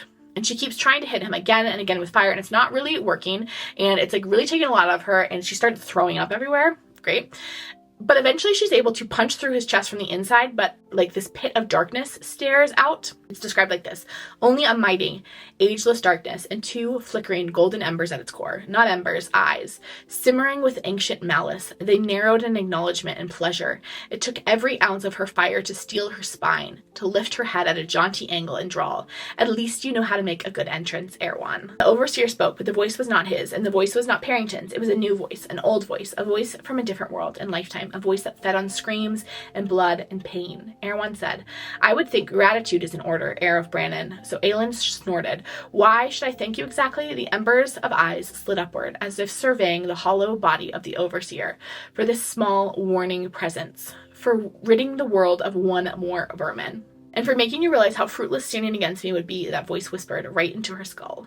I'm surprised you tried to save him first, given what he did to you at Endover. My prince could scarcely stand to be inside his mind. It was already so vile. Do you find pleasure in deciding who shall be saved and who is beyond it? So easy to become a burning little god. But it was Adrian who smirked. I think you'd have better things to do, Erawan, than taunt us in the dead hours in the morning. Or is this all just a way to make yourself feel better about Dorian Havillard slipping through your nets? Perhaps you should have told your lover to disguise himself before he snatched Dorian out of Rifthold, those eyes narrowed into slits. What was his name? Oh yes, Erawan breathed as if someone had whispered it to him. Prince Rowan Whitethorn of Dorinel. What a prize he shall be. Erawan crooned. My hunters are already tracking them, and I am going to hunt them, Aelin Galathinius. I am going to hone them into my most loyal generals, starting with your Fey prince. Aelin is finally able to rip the overseer apart and put an end to Erawan talking through him, but it almost makes her pass out. It's almost too much for her to bear. And then afterwards, Aelin's like, okay, we gotta get going. Things seem really scary. Also, we're gonna need some allies. This is serious business. We're not yoking around. Back in old Morinth, Manon hadn't slept all night. She had spent the night up in the Eyrie with Abraxas, trying to figure out a way out of this. Astrid was locked down in the deepest dungeons, and Manon thought about rescuing her, but it would mean, very clearly betraying her matron, and she knows if she saves Astrid, it's a death sentence for the rest of the 13. She, can't figure out a way to get all of them out. And, that's what she would need to do. If she tried to free Astrid, they would all be essentially dead. And so she's up in the Eyrie sharpening her blade, because all she can offer Astrid is a quick death. She is going to, typically when something like this happens, they literally just beat the person to death, but Manon is going to ask for the stay of execution, or the rites of execution, and be the one to kill her, because she can do it quickly. Sorrel comes up to the Eyrie and starts talking to her and says, I wish she had the chance to see the waste just once, talking about Astrid. And Manon forced herself to lift up her chin. We do not wish, we do not hope, she said to her soon-to-be second. She said, we will move on, adapt. And Sorrel said quietly, but not weakly, she goes to her death to keep your secrets. It was the closest Sorrel had ever come to outright challenging, to resentment. Manon sheathed Wind Cleaver at her side and strode to the stairwell, unable to meet Abraxas's curious stare. Then she will have served me well as second, and will be remembered for it. That is her duty and her job, is to cover for me. So we join everyone. They're up on this big terrace in Morinth that overlooks this big canyon, and Astrid is already there, and she is beat up and bruised and bleeding, and she's kneeling in front of the matrons. And Grandmother goes on to explain that Iskra got 3 blows per dead witch, because there were 4 witches in total, Zelta and then 3 other yellow legs, and so it should have been 12 blows in total, but clearly it was more than that. This Astrid is just in tatters essentially, and Manon realizes that while she was upstairs brooding over the fact that she was losing Astrid was being beaten floors below her, and there's something that kind of breaks in her at that, the fact that she wasn't able to protect Astrid from that. And Astrid turns to Manon and she says, you'll be proud to know they had to chain me up to beat me. Iskra, who would like the title of most vile person in this book, says, "You still screamed, bitch, when I whipped you." Okay. Enough, grandmother cut in, waving a hand. Manon had barely heard the order. They had whipped her sentinel like some underling, like some mortal beast. Okay, and I want you to think back in your little brain to back in Airfire when she's first getting Abraxas and she yells, she like eviscerates this man for whipping Abraxas. She wouldn't even allow men to whip Abraxas. And so to have her second, this person who has just like watched her back and who she values so highly, be like whipped and treated like this is just like, you know, it's grinding at, it's like really just like ripping at Manon. And grandmother says, "Anyone who wants blood in the name of Zelta, come forward." And a line of yellow legs with their iron nails come out, and they're slowly gonna just like rip her to shreds. Like that's how she's going to be killed. And Manon says, "I invoke the right of execution. I claim the right to my second's head. Blood shall be paid with blood, but at my sword's edge, she is mine, and so her death shall be mine." And Astrid like turns to Manon, and it's very clear that Astrid recognizes this is the only gift Manon feels she can offer her. And the Blue Blood matron immediately grants it before anyone else can say anything because Manon saved Petra. And like grandmother's kind of annoyed at this. Ooh, and Manon thinks to herself, 100 years she'd had with Astrid. She'd always thought they'd have 100 more. Manon said softly to her sorrel, turn her around. My second shall see the dawn one last time. And I am crying again. Please add it to the cry count. She should see the dawn one last time. The sunlight gilded the balcony as Astrid whispered so softly that only Manon could hear, "Bring my body back to the cabin." Something in Manon's chest broke so violently. Something in my chest is breaking. Something broke so violently that she wondered if it was possible for no one to have heard it. Manon lifted her sword. All it would take was one word from Astrid and she could save her own hide, spill Manon's secrets and her betrayals, and she would walk free. Second uttered no other word. And Manon understood in that moment that there were forces greater than obedience and discipline and brutality. Understood that she had not been born soulless, she had not been born without a heart, for they were both, begging her not to swing that blade. Manon looked to the 13, standing around Astrid in a half circle. One by one, they lifted 2 fingers to their brow. A murmur went through the crowd. The gesture was not to honor a high witch, but a witch queen. There had not been a queen of witches in 500 years, either among the Crocians or the Iron Teeth. Not one. Forgiveness shone in the face of the 13. Forgiveness and understanding and loyalty, that it was not blind obedience, but forged in pain and battle, and shared victory and defeat, forged in a hope for a better life, a better world. At last, Manon found Astrid's gaze, tears now rolling down her second's face, not from fear or pain, but in farewell. 100 years, and yet Manon wished she had more time. For a heartbeat, she thought of that sky-blue mare in the Eyrie, the wyvern who would wait and wait for a rider who would never return. Thought of a green, rocky land spreading to the western sea. Hand trembling, Astrid pressed her fingers to her brow and extended them. "Bring our people home, Manon," she breathed. Okay, give me just a second. I gotta gather myself. Guys, I know how this book goes. Spoiler, I've read the whole thing. I know this scene just works out fine. She's fine in like literally one paragraph.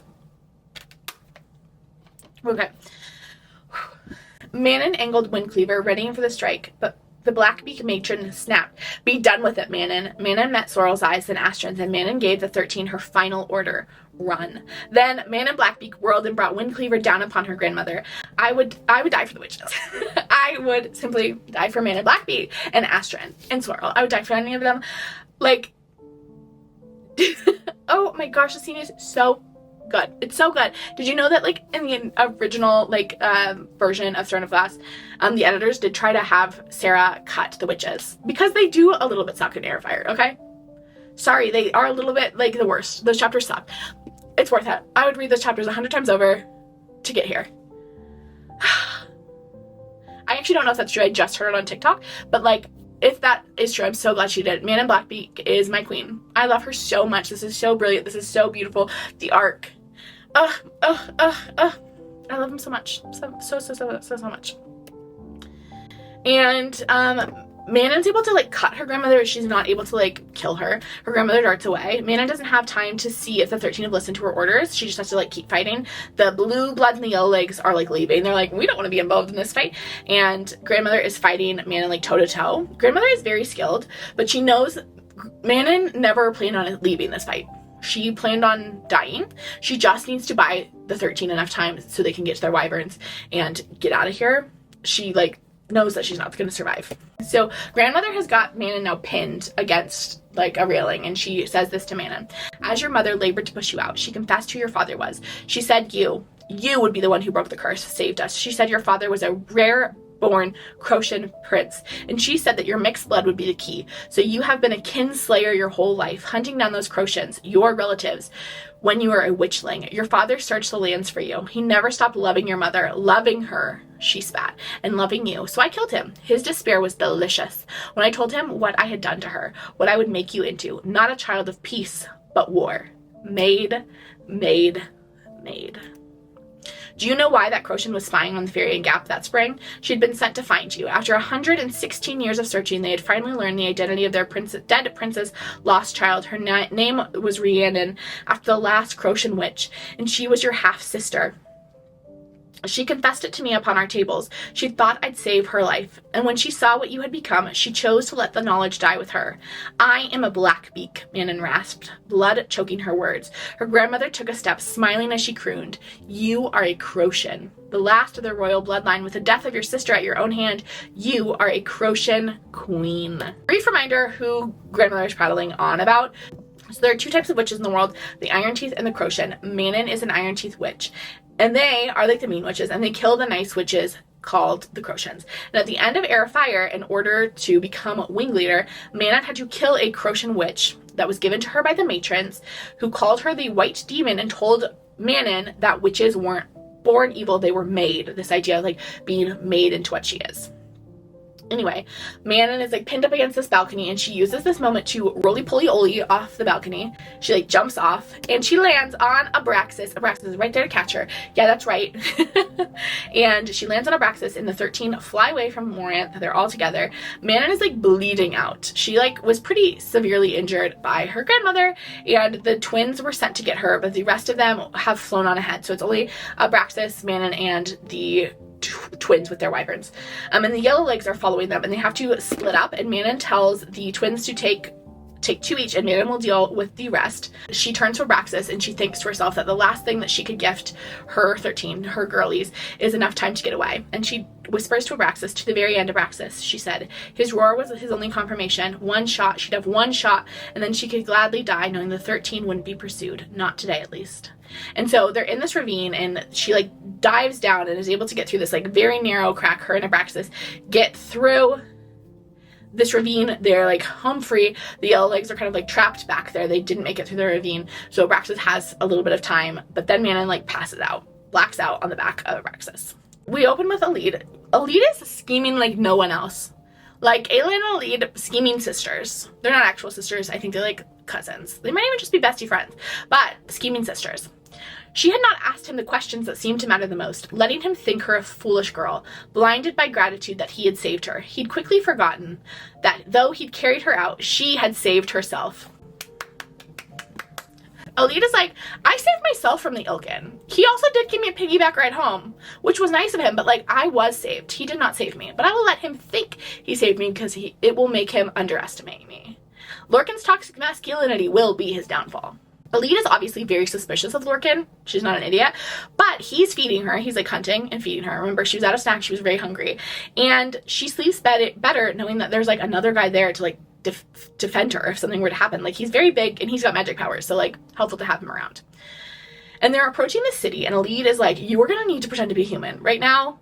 You look so fey, it's not even funny. And she gives him a little mini makeover so he looks less scary, including giving him a man bun. She's like, you know what will make you seem way less intimidating? A weird hairstyle.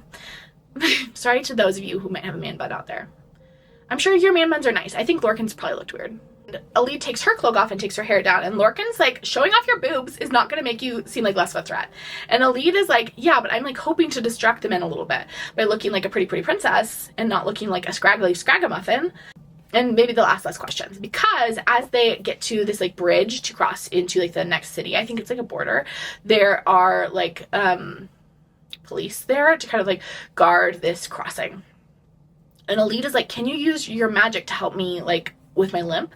Because she's worried they're going to be on the look for it. Like, it's a pretty dead giveaway. They're like, look for this tiny girl who's limping. And Lorcan makes her leg brace out of magic. And he also like realizes how much pain she must be in, because this immediately like allows her to walk like much more upright. They know that it will be easier for them to be traveling with a group, because they assume like the Ilken have probably passed along that to look for like a duo of like a tiny girl and a giant man. And so they're like, we need to join a group. But they like can't ask for people in the line to join their group without like drawing attention to them. So instead they head to the tavern. And Elide's like, I don't even have any money. She definitely has money. Manon packed her like a lot of money. And Lorcan's like, don't even worry about it. I will buy you dinner. And Elide's like, okay, fine, but don't glower when we go in there. That's no way to make friends. Everyone is not going to want to be our friends if you go in there with a big, stinky grump face on, okay? Can you try being polite? And Lorcan puts on a pleasant face, and they go into the tavern. And everyone does keep staring at Elide's boobs. And it seems to be, like, effective. They're so distracted by her boobs, they don't notice anything else about her. And they sit down at a table, and Elide holds out her hand and calls Lorcan her husband. And Lorcan is like, I'm your brother, not your husband. He murmured so no one else could hear. And Elide says, you were my husband, she said with equal quiet. We have been married for 3 months. Follow my lead, she said simply. Men will not fear the threat of a brother. I would still be unclaimed, still open for invitations. I have seen how little respect men have for anything they think they are entitled to. So you are my husband unless I say otherwise. Okay? And that's how you get a husband, ladies. No need to go on Hinge, no need to worry about a proposal. You just go up to a man and you say, you are my husband unless I say otherwise. That's how Elide does it. And I think it's fairly effective, because he does agree to be her husband for the time being instead of her brother. Elide tries to channel Astrid's confidence. This time she's going through the members of the 13 and turns the table next to them, because next to them is this group of like circus performers. And she turns to them and is like, hi, my husband and I have been looking for a performance troupe. And they're like, we do not need new members right now, so stop asking. And Elide's like, maybe we could just be like temporary. We could just join you and help you with the feed across this bridge. There's a feed across the bridge, and it would be easier if we split it amongst more people. And my husband is an expert sword thrower, and I'm a little bit psychic. My boobs tell me when it's raining. Just kidding. Elide obviously has not seen Mean Girls, so that could work. And they're like, who did you perform with previously? And Elide, because she's a smart little cookie, remembers the story of Baba Yellowlegs and how she traveled with a carnival.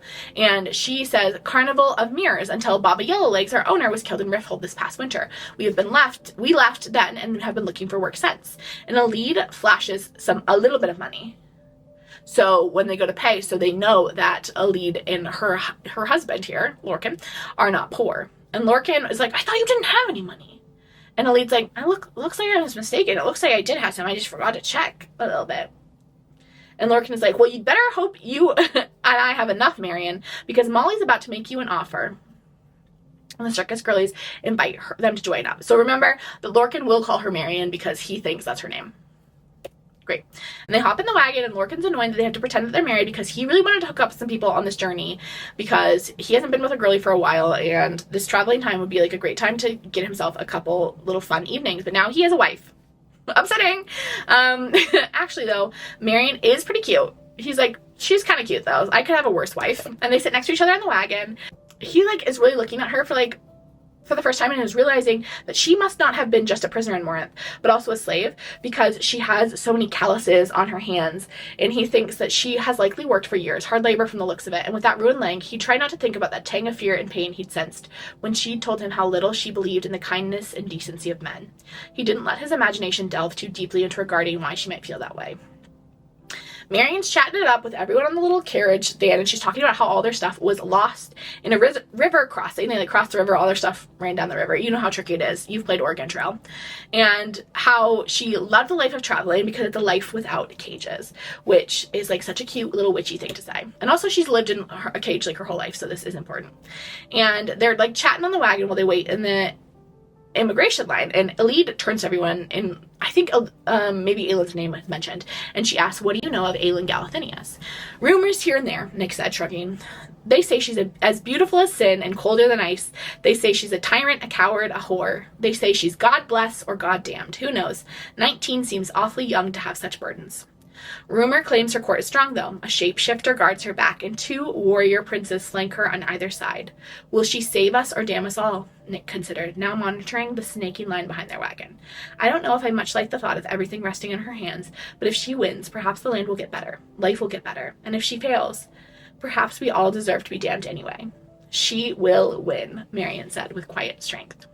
The guards are creepers as they go through, but they get through without issue, and Lorcan holds his little fake wife close to him to make sure those guards don't try any funny business. He doesn't like that. Don't look at his little tiny angel nugget of a fake wife, Marion, like that. And Lorcan studied her face again, the hint of red along her high cheekbones, her tight mouth, not shaking from fear, he realized, as he caught a whiff of her scent, a slight tang of it, perhaps, mostly something red hot, something wild and raging anger. It was boiling rage that made her shake. At that inspection, at the leering of the guards, an idealist, that's what Marion was. Someone who wanted to fight for her queen, who believed, as Nick did, that this world could be better. And Lorcan's like, it is a fool's hope to hope for a better world. Lorcan had seen the worst and best in men for 500 years. There was no such thing as better. No such thing as a happy ending. Because there were no endings. And nothing would be waiting for them in this war. Nothing waiting for an escaped slave girl, but a shallow grave. Okay, great. Lorcan, we love that. Thank you so much. Okay, and that is where we're going to wrap up Part 1A. This is the first half of Part 1. These books just become too chunky for me to do them efficiently in 2 videos. So we will split here. I will pick this right back up in the next week, I'm sure. We will get the rest of Part 1. Okay, so subscribe if you haven't already, obviously, because you want to know when Part 2 comes out. If it's not already out. Maybe you're watching this in a year and it's already waiting for you. And that is a lucky duck move for you. But I still want you to subscribe. I will talk to you so soon with the next part of this, where we pick up with some of the best chapters in this book when all of the crew gets to Skulls Bay. Oh man, the Skulls Bay chapters just really do slap. Okay, I will see you then. Bye.